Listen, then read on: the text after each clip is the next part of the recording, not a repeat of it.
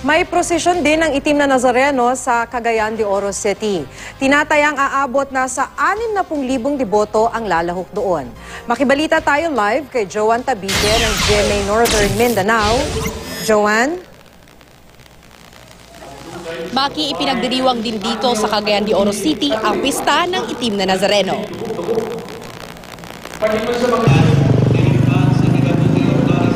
Naging maulan man kaninang umaga, dagsa pa rin ang mga debotong Katoliko sa ikalawang misa ng Jesus Nazareno Parish kung saan nakalagak ang isang replika ng itim na Nazareno. Isa sa mga debotong dumalo sa misa, ang 84 anyos na si Nanay Lucrecia Ucod. Mahigit isang dekada na siyang namamanata sa itim na Nazareno. Sila si Rino Diyon, may akong saligan sa akong kinabuhi. Akong giampong taas-taas akong kinabuhi o tagaan may magbuyog sa akong mga anak.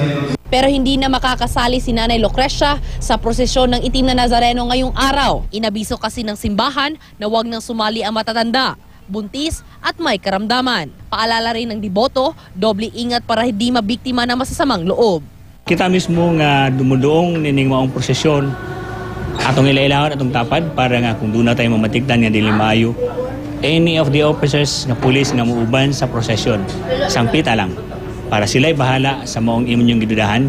Magsisimula ang prosesyon ng puon sa Barangay Lapasan at ibabalik ang imahe sa Jesus Nazareno Parish. Nagsimula na ring magsalputan ang mga nagtitinda ng rosaryo, memorabilia, kandila at iba pa. Nananatili namang mahigpit ang seguridad sa loob at labas ng simbahan kung saan dadalhin ang itim na Nazareno.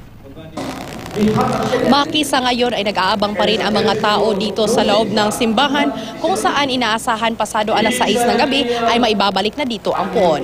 At yan ang latest mula dito sa Cagayan de Oro City. Joanne Tabique, Nagbabalita, Pilipinas.